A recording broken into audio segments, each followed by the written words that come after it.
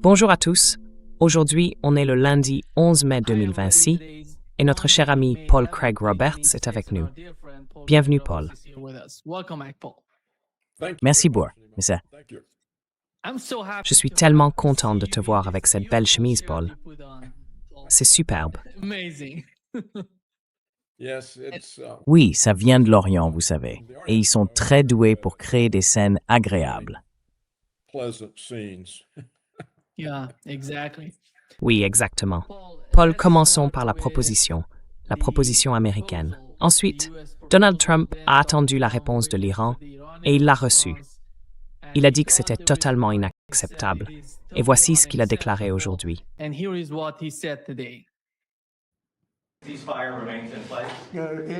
Ce cessez-le-feu tient toujours. Franchement, il est incroyablement faible. Je dirais même que c'est le plus faible en ce moment. Après avoir lu ce torchon qu'ils nous ont envoyé, j'ai même pas fini de le lire. J'ai dit, je ne vais pas perdre mon temps avec ça. Oui, c'est l'un des plus faibles aujourd'hui. Il est sous respirateur artificiel. Ils comprennent bien, ce sont tous des gens du milieu médical. Docteur Oz, la réanimation, c'est pas bon signe, vous êtes d'accord? Diagnostic. Je dirais que ce cessez-le-feu est en réanimation lourde, du genre où le médecin entre et dit « Monsieur, votre proche a environ une chance sur 100 de survivre. »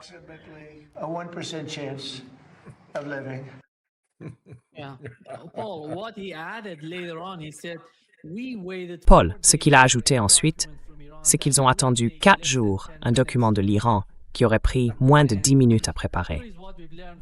Et voici ce qu'on a appris du président du Parlement iranien, Paul. Il a publié 2 tweets importants aujourd'hui. Le premier dit « Nos forces armées sont prêtes à apporter une réponse bien méritée à toute agression. Une stratégie erronée et des décisions erronées mènent toujours à des résultats erronés. Le monde entier l'a déjà compris.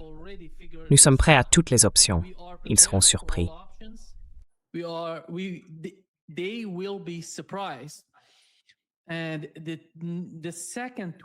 Et le deuxième tweet, publié juste avant qu'on entre en direct, il disait en gros qu'il parlait du plan en 14 points qu'ils avaient préparé auparavant. C'est ce plan en 10 points, accompagné de certaines conditions préalables. C'est la réponse finale du côté iranien. Et ils n'ont pas l'intention d'y changer quoi que ce soit.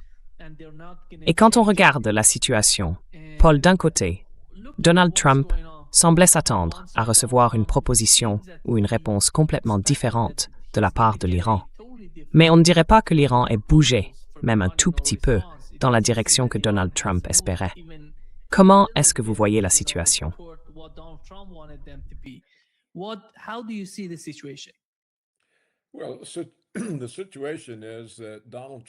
Eh bien, la situation, c'est que Donald Trump s'est laissé embarquer par Netanyahou dans un sacré pétrin.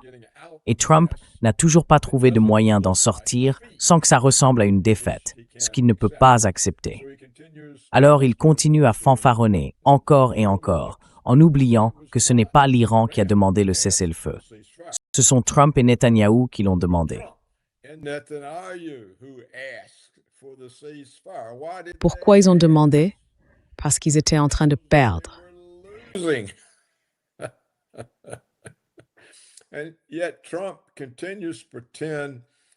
Et pourtant, Trump continue de faire comme si, d'une manière ou d'une autre, les Iraniens avaient été totalement anéantis et qu'ils devaient se rendre et faire tout ce qu'il leur dit. C'est du délire, non? Il n'y a pas d'autre mot.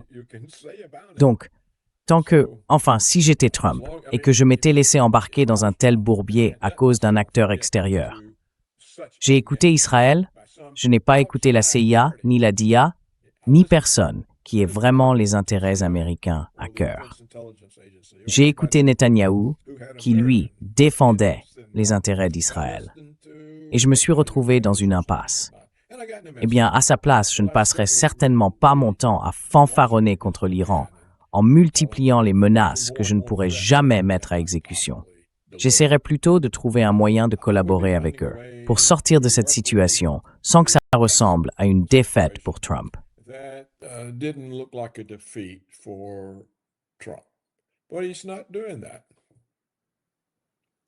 Mais il ne fait pas ça. Donc j'en déduis qu'il est toujours sous la coupe de Netanyahou et que Netanyahou ne va pas le laisser sortir du conflit. Parce que Netanyahou sait qu'il ne peut pas affronter l'Iran seul, qu'il doit utiliser les Américains pour combattre l'Iran. Du coup, Trump est piégé. Et quel est le scénario le plus probable? C'est très difficile à dire, n'est-ce pas, Nima? Ce sera peut-être encore un de ces conflits longs, interminables, qu'on met un peu en pause. Le conflit n'est pas vraiment actif, mais il reste toujours là, avec quelques échanges de missiles ou de drones, et ça continue indéfiniment. Donc, vu la manière dont Trump gère la situation, qui n'aide pas vraiment à convaincre les Iraniens de lui permettre de s'en sortir sans perdre la face, on dirait bien qu'il est coincé.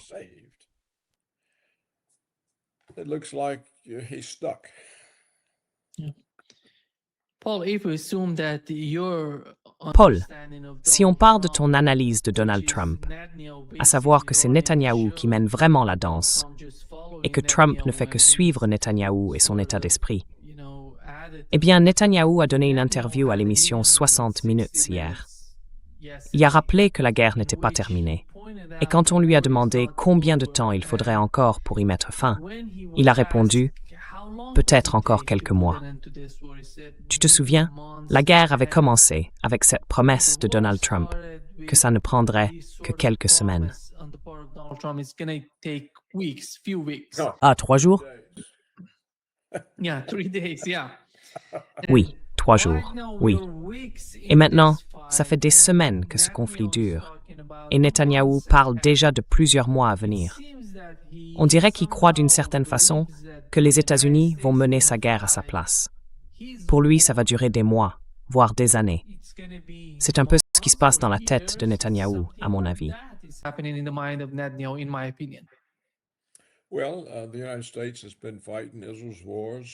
Eh bien, les États-Unis mènent les guerres d'Israël depuis un quart de siècle. C'est ça, en réalité, qu'on a appelé la guerre contre le terrorisme. Mener les guerres d'Israël pour un grand Israël. Nous avons détruit la Libye, l'Irak et la Syrie pour Israël. Ce sont nos soldats qui sont morts, pas les Israéliens. C'est notre argent qui a été gaspillé. Alors évidemment, il s'attend à ce qu'on continue.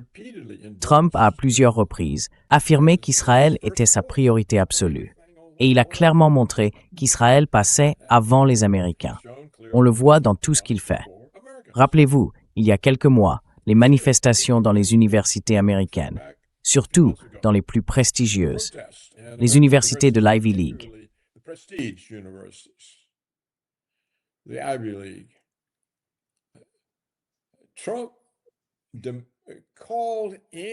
Trump a fait appeler, enfin pas lui directement, mais il a fait en sorte que les républicains convoquent les présidents de ces universités pour les interroger. Comment osez-vous laisser ces étudiants manifester contre le génocide d'Israël? Je me souviens de cette femme noire, présidente de Harvard, qui a dû démissionner parce qu'elle n'avait pas envoyé la police du campus pour frapper les étudiants et les empêcher de protester contre Israël.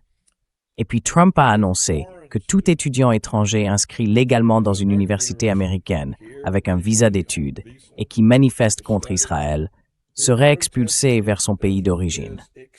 Donc là, on voit bien, de la part du président des États-Unis, un engagement total envers Israël.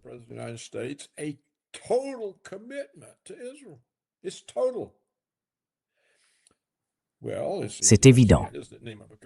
Enfin, c'est facile à comprendre, non, Nima? Regarde simplement tout le financement qu'il a reçu pendant sa campagne. Ça venait de milliardaires juifs. Et on raconte que toute sa carrière dans les affaires a profité de financement juif. Il a obtenu des prêts à de bonnes conditions. Et quand les choses tournaient mal, on ne le pressait jamais. Et puis, il a un gendre juif qu'il laisse agir sans aucune fonction officielle au gouvernement, mais qui l'autorise à aller négocier au nom des États-Unis avec Dmitri en Russie avec les Iraniens. Qu'est-ce qu'il te faut de plus?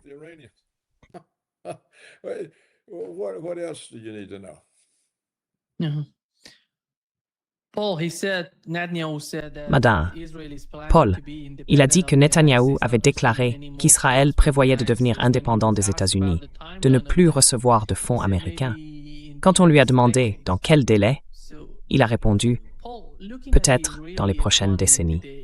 Alors Paul, si on regarde l'économie israélienne aujourd'hui, parce qu'on a entendu beaucoup de témoignages depuis le début de la guerre, pas seulement en juin 2025, quand la première phase du conflit a commencé, mais aussi en février 2026, avec la deuxième.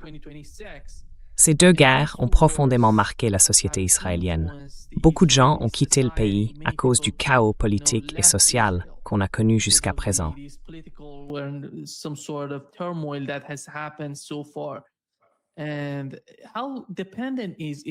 Et à quel point Israël dépend-il des États-Unis? Parce qu'on sait que, pour tout ce qui est intercepteurs ou missiles de croisière, ils dépendent totalement des États-Unis. Mais pour la surveillance, pour certains équipements d'espionnage ou des technologies qu'ils peuvent fabriquer chez eux, là, ils sont plutôt bons.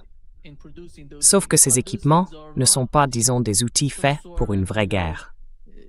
Dans une vraie guerre, il faut des munitions, de l'artillerie, tout ce genre de choses.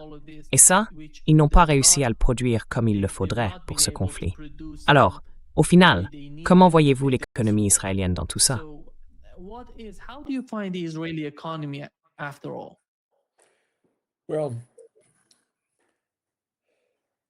Eh bien, je ne sais pas trop quoi dire sur l'économie israélienne, mais je sais quoi dire sur ce que vous sous-entendez. Israël dépend totalement des États-Unis pour tout système d'armes avancées. Son armée de l'air est américaine. Sa technologie de ciblage est américaine. Son bouclier de protection, le dôme de fer, qui d'ailleurs ne protège plus vraiment, est américain. Et plus important encore, sa protection diplomatique est américaine. Israël peut compter sur les États-Unis pour bloquer chaque résolution de l'ONU contre lui. J'ai oublié combien nous en avons opposé. 100, quelque chose comme ça. Et puis, chaque année, Israël reçoit un cadeau de plusieurs milliards de dollars des contribuables américains, qui eux n'arrivent même pas à payer leurs propres factures.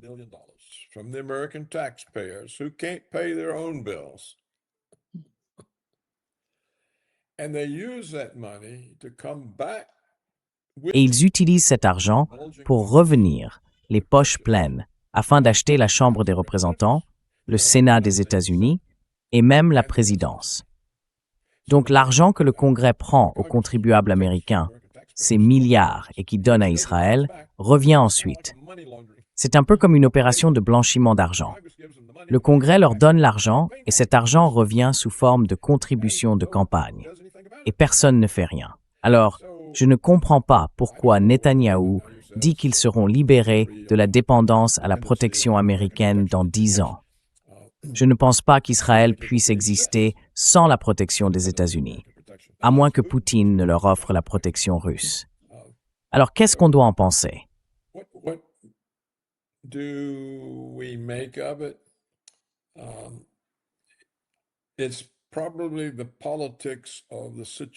C'est sans doute la politique de la situation dans laquelle Netanyahou a entraîné Trump. Trump se retrouve là uniquement à cause de Netanyahou.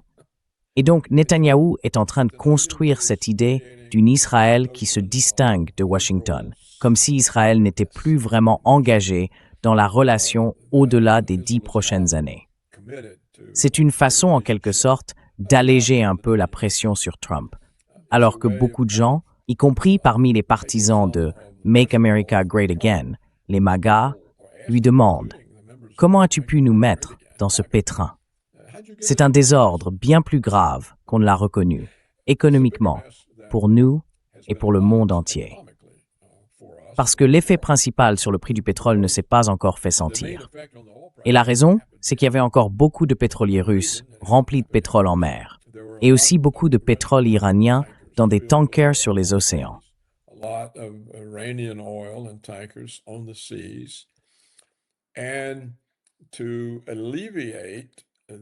Et pour atténuer la pénurie provoquée par la fermeture du détroit d'Ormuz, Trump a levé les sanctions.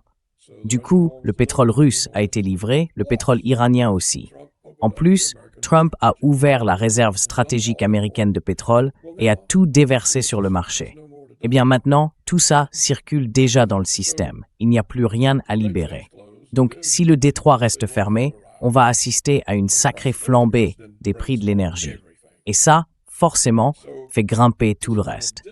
C'est donc un coût supplémentaire auquel Trump doit faire face. Et c'est pour ça qu'il a désespérément besoin de sortir de cette situation. Mais il ne sait pas comment s'y prendre. Il continue d'intensifier les menaces, de fanfaronner. Ce qu'il dit qu'il va faire à l'Iran, il ne peut rien faire à l'Iran. Le monde entier le sait. Et du coup, il ridiculise les États-Unis. Où tout ça va nous mener, personne ne le sait. Where all this ends up, who knows? Yeah. You know what's so amazing to me that Tu sais ce qui m'étonne le plus, c'est qu'aujourd'hui, il parlait des Kurdes, tu vois, du Kurdistan irakien, et il disait qu'il ne livrait pas les armes que Donald Trump leur avait envoyées, qu'il les envoyait aux Iraniens. Franchement, ce genre de mensonges et de propagande, c'est incroyable, parce que les Israéliens, je suis sûr que ce sont les Israéliens, lui vendaient déjà ce genre de mensonges et de fausses informations. Il lui disait que s'il envoyait ses armes au Kurdistan irakien, ils allaient l'aider à renverser le gouvernement. Et il n'a absolument rien appris de cette guerre. Il ne fait que répéter les mêmes mensonges que les Israéliens lui racontaient avant même que la guerre ne commence.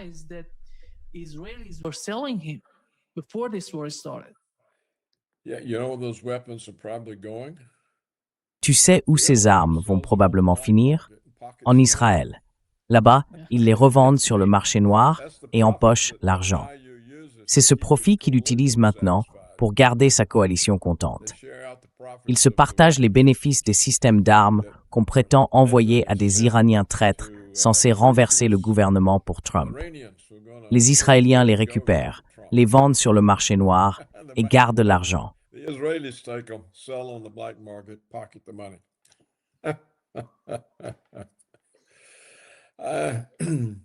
Look, I think Trump's hopeless.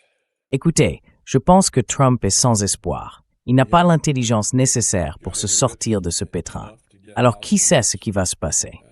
So who knows what's gonna happen? But do you Mais est-ce que vous connaissez quelqu'un, dans l'administration ou en dehors, qui l'aide? helping him? No. None of them have any wits. Non. Aucun d'entre eux n'a la moindre jugeote. Ce sont tous des sionistes, tous pro-Israël. Je pense qu'ils ne savent même plus qui ils représentent vraiment. Est-ce qu'ils représentent l'Amérique ou Israël? On entend bien plus souvent Trump et ses responsables dire qu'ils représentent Israël plutôt que les Américains. Trump a dit, si le prix de l'essence augmente, eh bien, il faut qu'on le paye pour le bien d'Israël. En d'autres termes, le président des États-Unis a dit, écoutez, vous tous, les Américains, vous les partisans de MAGA qui pensiez que j'allais faire quelque chose pour vous, vous devez payer pour qu'on puisse sauver Israël. Voilà le message de l'administration Trump. Et ça ne passe pas très bien. And it's not going down well. He's gonna be Paul on Oui, Wednesday. Paul He's mercredi, gonna be in il sera en Chine pour rencontrer Xi, talking with Xi, et il rentrera and he's vendredi. gonna get back on Donc, Friday. pendant 2 jours, il va discuter avec Xi Jinping. It's for 2 D'après vous, days, he's quel gonna levier talk with a-t-il Xi vraiment dans Jinping. cette situation? What sort of Ou bien quel leverage serait l'objectif does he principal have, de cette in your visite opinion, en Chine? or what would be the main objective of this visit of China?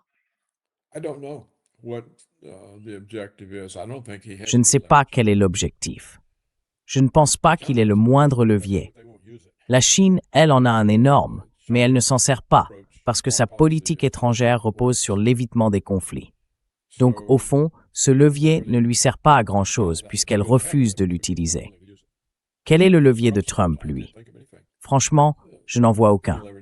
Je ne comprends même pas pourquoi le dirigeant chinois a accepté de le rencontrer. Donc, je ne peux pas vraiment dire. Peut-être qu'il voulait simplement se faire une idée du personnage, voir s'il est vraiment aussi imprévisible qu'il en a l'air à la télévision. Je n'en sais rien. Je ne pense pas que cette rencontre ait la moindre signification. C'est mon avis. D'ailleurs, que voulaient dire les rencontres avec Poutine et les Russes? Absolument rien. Et celle de Witkoff et Kushner avec les Iraniens, qu'est-ce qu'elle signifiait? The meetings of Witkoff and Kushner with the Iranians mean. Rien.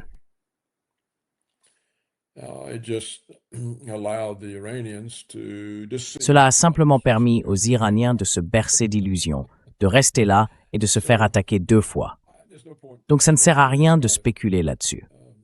Vous savez, on en a déjà parlé. Two problems in the Il y a 2 problèmes dans le monde, les États-Unis et Israël. Pourquoi les États-Unis posent-ils problème?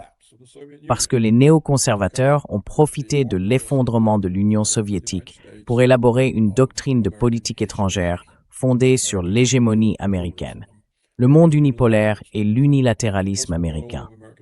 Et l'objectif principal de la politique étrangère des États-Unis, c'est d'empêcher l'émergence de tout pays capable de faire obstacle à cette hégémonie. Eh bien, Israël suit la même logique, mais à l'échelle du Moyen-Orient. On appelle ça le Grand Israël, comme on l'a déjà évoqué. Et cette doctrine affirme la domination d'Israël sur tout le Moyen-Orient, du Nil jusqu'au Pakistan. Ces 2 doctrines sont extrêmement agressives. These two doctrines are extremely aggressive. So, Et alors, comment peut-il y en avoir des pourparlers de paix? peace talks. How do you, if people are coming after Comment voulez-vous faire si des gens s'en prennent à vous avec une agressivité extrême? gonna get rid of you? Ils ne veulent pas parler de paix. And this is Leur seul objectif, c'est de vous éliminer. Et ça, comme je l'ai répété tant de fois, c'est un vrai problème. Iranians. Les Russes ne le comprennent pas. Les Iraniens, les Arabes, eux non plus, n'ont jamais compris.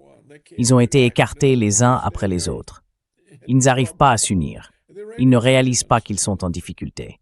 Les Iraniens ne le comprennent toujours pas. Tenez, j'ai vu ça aujourd'hui sur Press TV. Enfin, tout récemment, je ne sais plus où c'est passé, mais laissez-moi le retrouver. Si je peux le retrouver... Oh là là. Let me find it if I can find. Oh my God! What is- C'est quoi ça? D'accord. Okay, yeah, here it is. This is Press TV today. Oui, voilà. C'est Press TV aujourd'hui. Les responsables iraniens répètent sans cesse que Téhéran cherche la paix et la stabilité régionale. Mais comment peuvent-ils chercher la paix et la stabilité régionale quand Israël dit « on va vous exterminer, vous êtes un obstacle au grand Israël ». Il ne peut pas y avoir de paix ni de stabilité tant que l'agenda sioniste du grand Israël reste la politique étrangère d'Israël. Cette déclaration, je crois, vient du président iranien, et lui-même ne semble même pas le savoir. Comment est-ce possible? Le président d'un pays ne comprend pas qu'on ne peut pas avoir la paix et la stabilité régionale avec un État décidé à mettre fin à votre existence. To terminate your existence. So, the two problems that the world Alors, faces, they les don't 2 vrais problèmes auxquels le monde fait face, personne n'en parle. Il n'y a même pas de reconnaissance de ça. Et puisque c'est le seul facteur important, ce que Trump dit aux dirigeants chinois, qu'est-ce que ça change? says to the Chinese, Rien du tout. Ça ne veut rien dire. À quoi bon? J'en sais rien. Franchement, je ne sais pas à quoi ça sert. Et puis, il y a ceux qui se mentent à eux-mêmes, ou ceux qui cherchent juste à faire la une pour se donner une meilleure image. trying to get headlines. On ne saura jamais ce qui s'est vraiment dit entre Trump et le dirigeant chinois. Trump dira simplement ce qui l'arrange. Trump will say whatever suits him. Yeah, Oui, sûr, il va se faire. do that. He'll Oui, et les Chinois ne probablement pas grand-chose. probably not say much. They're conflict avoidance. Leur stratégie, c'est d'éviter le conflit, attendre que l'ennemi s'épuise. L'ennemi finira par se détruire lui-même. Le secret, c'est justement d'éviter l'affrontement. Voilà, c'est leur politique. Alors, Trump reviendra en disant que la Chine le suppliait pour ceci, le suppliait pour cela. Talk how China begged him for this and begged him for that. And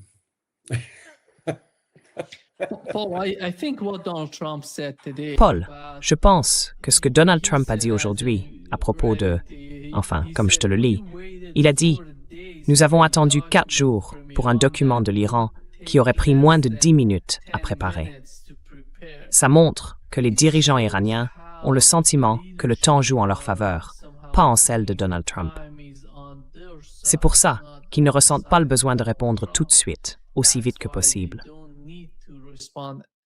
as soon as possible. Yeah, he didn't Oui, realize he was il ne s'est pas rendu compte qu'il admettait sans le vouloir que l'Iran avait l'avantage et pouvait prendre tout le temps qu'il voulait pour répondre à Trump. Oui. Yeah. Well, Oui, c'est vrai. true. I mean, Je veux dire, j'ai sans doute été l'un des premiers à dire que l'Iran avait gagné la guerre. Et la seule erreur, ça a été d'arrêter de gagner. only mistake was Oui. to stop winning. So, but Mais comme je viens de le citer sur Press TV, ils ne comprennent pas. Ils ne peuvent pas négocier ça, ni s'en débarrasser. they cannot negotiate this away. I think that's why they put out this plan on their Je pense que part, c'est pour because ça qu'ils ont présenté ce basically, plan if de leur the côté. United States is prepared to Parce qu'en negotiate gros, on those si les terms États-Unis for acceptent de Iran, négocier selon les conditions posées par l'Iran, it means that ça veut dire qu'ils doivent mettre fin à leur relation avec Israël. Il n'y a tout simplement aucun moyen de négocier sur ces bases avec l'Iran sans se détacher d'Israël. Oui. Divorcing yourself from Israel. Yeah. Well, I think what the Iranians should tell Eh bien, je pense que ce que les Iraniens devraient dire à Washington, c'est « Écoutez, votre allié Israël a une politique étrangère fondée sur notre destruction. Alors, comment voulez-vous qu'on négocie le fait de savoir si, oui ou non, on va être détruit? Est-ce que vous, à Washington, pouvez influencer Israël pour qu'il renonce à ce projet de Grand Israël afin qu'on puisse trouver une base pour la paix? Parce que si c'est vraiment leur objectif, il n'y a aucune base pour la paix. Donc, de quoi parle-t-on? Quelles négociations? À quoi peuvent-elles servir? Washington essaie sans cesse de négocier la reddition de la souveraineté de l'Iran. L'Iran ne pourrait plus enrichir d'uranium, même à des fins pacifiques. Il ne pourrait plus contrôler ses propres eaux côtières. Pourquoi parle-t-on de ça? Ce n'est pas ça, la menace. La vraie menace, c'est le projet israélien du Grand Israël. the threat is the Israeli agenda of Greater Israel. Look, you've already destroyed Libya. You destroyed Iraq. Écoutez, vous avez déjà détruit la Libye, vous avez détruit l'Irak, vous avez détruit la Syrie, vous avez aidé à détruire la Palestine. Et maintenant, ils utilisent vos armes contre le Liban. Et vous voulez qu'on parle de paix et de stabilité. De quoi parlez-vous? Ça n'a aucun sens. Mais les Iraniens ne réagissent pas comme ça. Donc je pense qu'ils ne comprennent pas qu'aucun pays musulman du Moyen-Orient n'a le droit d'exister sous l'agenda israélien du Grand Israël. Et je l'ai déjà dit dans votre émission, c'était en février dernier, il y a quoi, 3 mois, peu importe, que l'ancien Premier ministre israélien était aux États-Unis, en train de s'adresser à la conférence annuelle des organisations juives américaines pour leur expliquer comment organiser leurs prochaines attaques, leurs prochaines opérations de propagande. How to organize their next attacks, the next propaganda move. And he said, Turkey is the next. Et il a dit, la Turquie, c'est le prochain Iran. Alors l'Iran ne le remarque pas? C'est une déclaration agressive envers tout le monde musulman. Personne ne réagit, personne ne proteste, personne ne dit « Hey, vous ne pensez pas qu'on devrait discuter de votre politique étrangère ?» C'est très agressif. Et pourtant, rien n'est dit. Aucun Arabe, aucun Iranien n'a jamais soulevé la question à l'ONU, n'a jamais demandé « Qu'est-ce que c'est que cette histoire de Grand Israël? Qu'est-ce que ça signifie pour nous ?» Je trouve ça stupéfiant. Et c'est pour ça que j'ai beaucoup de mal à parler de telle ou telle négociation, de telle ou telle rencontre. Tout ça n'a aucun sens. Ces discussions ne feront qu'induire les musulmans en erreur, les laissant sans préparation face à la prochaine attaque. C'est peut-être leur seule fonction. Perhaps the only function of them.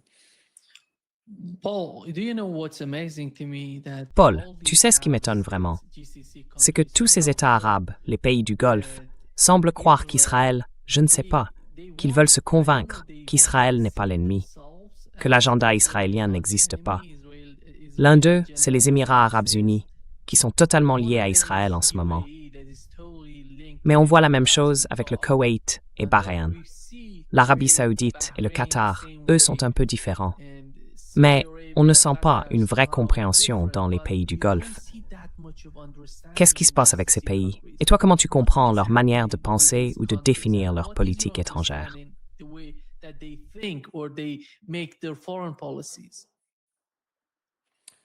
Well, I suspect, Nina, Nima, that there Eh bien, je pense, Nima, qu'il y a plusieurs aspects à tout ça. D'abord, il y a l'influence américaine pendant la guerre froide. Tu sais, l'influence soviétique au Moyen-Orient, la nôtre aussi. Ce genre de contexte façonne chez les élites dirigeantes une certaine manière de penser, un certain comportement. C'est quelque chose qui s'est ancré avec le temps. Et puis, il y a un autre élément, une autre dimension.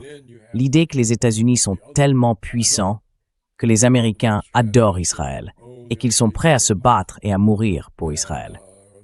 Donc, pour être ami avec l'Amérique, il faudrait être ami avec Israël.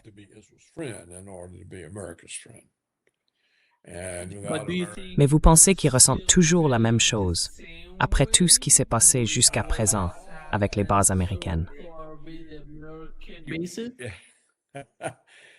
I was going to get to that. Would you ask why the... J'allais justement y venir. Yeah, you're right. Quand tu demandes pourquoi ils pensent comme ils pensent, oui, tu as raison. Leur façon de voir les choses peut avoir changé parce qu'on n'a pas réussi à les protéger contre les missiles iraniens. Mais comme tu posais la question, j'expliquais simplement comment on en est arrivé là. Et puis le troisième point, c'est qu'ils sont totalement corrompus. Ils feraient n'importe quoi pour de l'argent. On en a déjà parlé, tu sais. Je ne pense pas que le monde arabe ait jamais eu un vrai sens du nationalisme. Donc le patriotisme n'a jamais vraiment fait partie de cette culture. Je veux dire, combien y avait-il de vrais patriotes en Irak, en Syrie ou en Libye?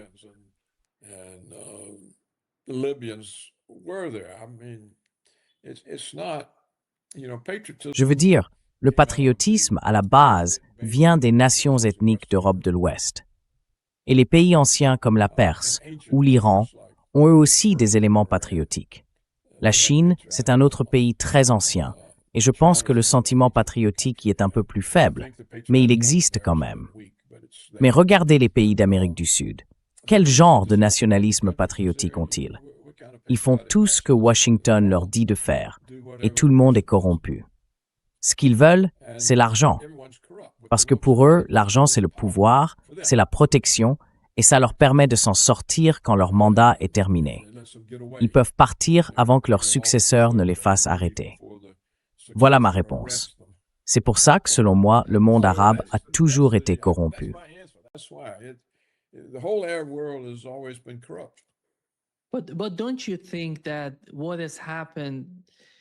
Mais vous ne pensez pas que ce qui s'est passé pendant l'Empire britannique, la façon dont ils ont découpé le Moyen-Orient entre ces pays, ces petits États, a détruit ce sentiment de patriotisme dont vous parliez? Est-ce que ce n'était pas justement leur intention de faire ça à ces pays, à cette région, pour affaiblir ce sentiment national?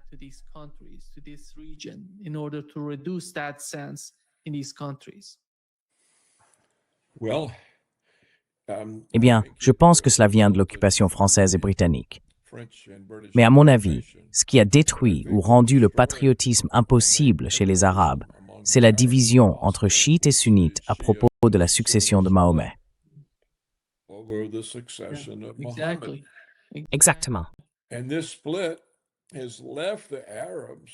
Et cette division a laissé les Arabes à s'affronter entre eux, au lieu de se battre contre leurs ennemis extérieurs. C'est pour ça qu'ils ont été si facilement dominés par les Anglais et les Français. Bien sûr, ce sont les Anglais et les Français qui ont tracé les frontières de ces pays arabes, et ils l'ont fait de manière à ce que chaque pays contienne les deux confessions. Ainsi, les Britanniques et les Français pouvaient compter sur l'opposition entre sunnites et chiites, plutôt que sur une opposition contre le pouvoir colonial. Ça a aussi bien fonctionné pour les Turcs. Cette incapacité des Arabes à s'unir, vous savez, Lawrence d'Arabie en était vraiment frustré. Il a tout essayé pour les rassembler, mais il n'y est pas parvenu. Et le film remarquable qui a été réalisé, il y a quoi, une trentaine d'années, Lawrence d'Arabie, montre bien que les Arabes n'arrivent tout simplement pas à s'unir. Et c'est ce qui a facilité la tâche des néoconservateurs sionistes américains qui ont pu renverser les pays un par un. neoconservatives to knock off the countries one by one. Iraq, Libya, Syria. L'Irak, la Libye, la Syrie. Voilà la réponse. Il n'y a pas de force unie chez les Arabes. Et c'est pour ça que les petits Émirats pétroliers du Golfe Persique étaient tous des États fantoches des Américains. Ils reposaient tous sur des bases navales ou aériennes américaines. Et ils étaient assis sur des réserves de pétrole. Alors, la vraie question maintenant, c'est de savoir si, enfin, regardez, l'Arabie saoudite et l'Iran, ce ne sont pas vraiment des amis. Bien sûr, les Iraniens ne sont pas des Arabes. Ce sont des Perses. Pour la plupart, un peuple ancien qui a su se défendre depuis très longtemps. Ils remontent à leur guerre contre les Grecs. Ils ont tenu tête aux Romains. Mais les autres, non. L'époque de Mahomet, c'était une courte période où les Arabes ont vraiment été puissants. Ça n'a pas duré. Et ce vide-là, eh bien, il a permis aux pays occidentaux, avec leur technologie et leur puissance militaire supérieure, de venir les dominer sans grande difficulté.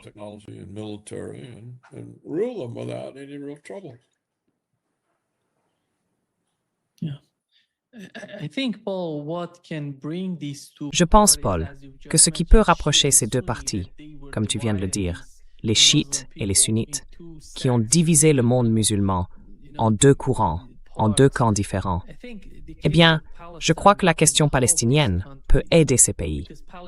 Parce que les Palestiniens sont sunnites, mais ils sont soutenus par les chiites iraniens. L'Iran est majoritairement chiite, et c'est sans doute le pays qui soutient le plus la cause palestinienne dans tout le monde musulman. C'est pour ça que je pense que, si les dirigeants font preuve d'un peu de sagesse à long terme, ils peuvent comprendre qu'il faut trouver une solution pour mettre fin à cette division. Parce qu'elle ne les aide pas, elle est en train de les détruire, comme tu viens de le dire.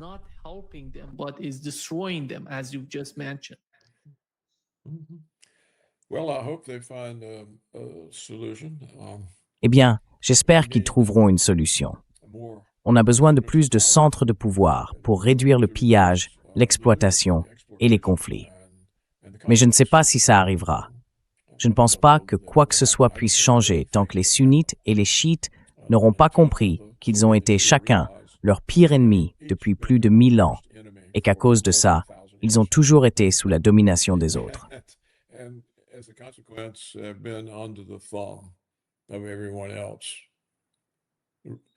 Izurashi.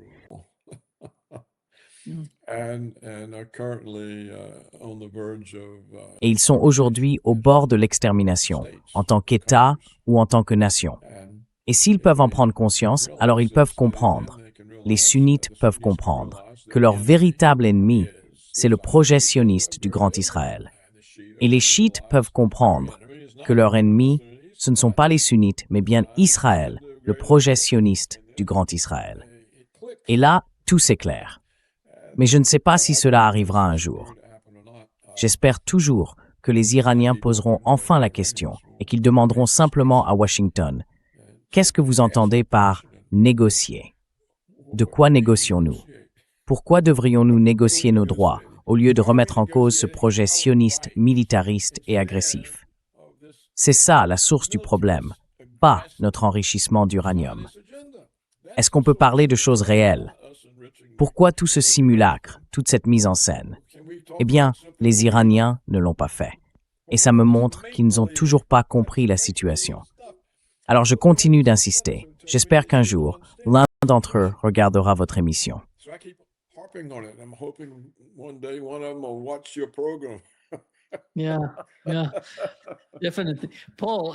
Oui, tout à fait. Paul, avant de conclure, je voudrais aborder un autre sujet, celui de l'OTAN. On a vu l'OTAN pendant la guerre en Ukraine, et tu te souviens comment Joe Biden et son administration se vantaient de la puissance et de la force retrouvée de l'OTAN, avec la Finlande et la Suède qui rejoignaient l'Alliance, et tout semblait aller de mieux en mieux pour l'OTAN. Mais la guerre au Moyen-Orient met en lumière quelque chose qui n'était pas si évident avant qu'elle ne commence. On voit apparaître de grandes divergences entre les Européens et les États-Unis sur la question du Moyen-Orient.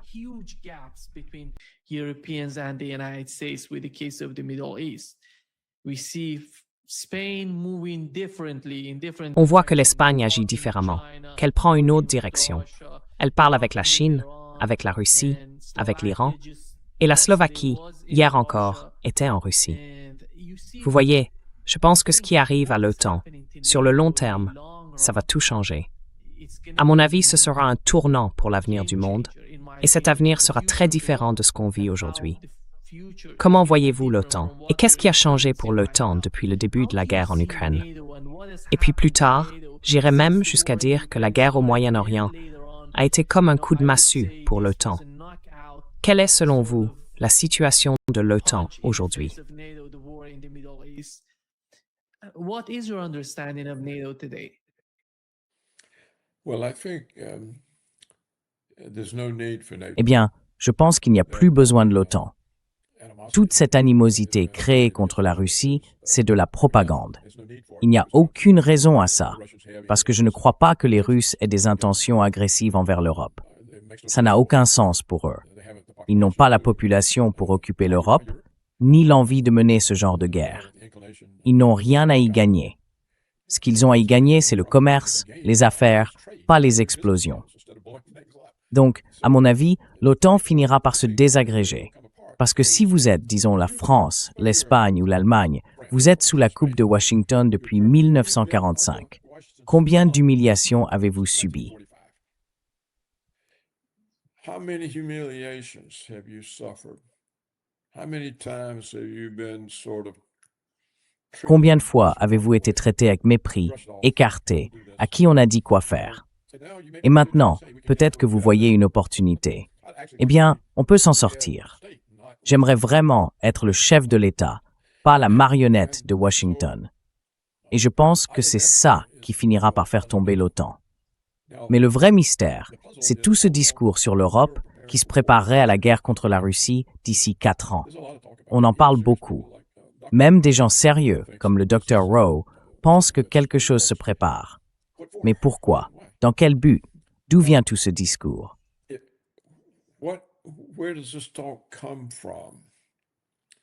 For example, if I was Par exemple, si je me préparais à faire la guerre contre quelqu'un, je ne le lui annoncerais pas 4 ans à l'avance. Donc je ne sais pas trop quoi en penser. C'est un peu absurde. En plus, je ne crois pas que les Européens soient capables d'aller en guerre. Vous savez, les Allemands ont récemment essayé d'encourager les gens à s'engager dans l'armée, et ça n'a pas marché. Je ne pense pas que le service militaire obligatoire fonctionnerait.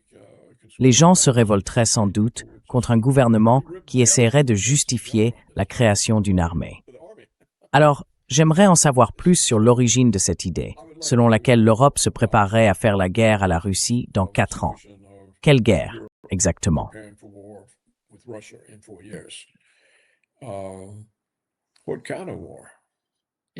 Ça va prendre 3 ans, Paul. Ce sera d'ici 2029, comme ils nous l'ont dit. Ah bon? Je croyais que c'était en 2030. Non, en 2029. Eh bien, ça n'arrivera pas. Il est impossible que l'Europe soit prête pour une guerre contre une grande puissance militaire d'ici 3 ans. Elle n'en a pas les moyens. Elle ne les a toujours pas. Et puis la Russie, c'est immense. Ceux qui sont partis en guerre contre la Russie, en général, ça ne s'est pas bien terminé pour eux.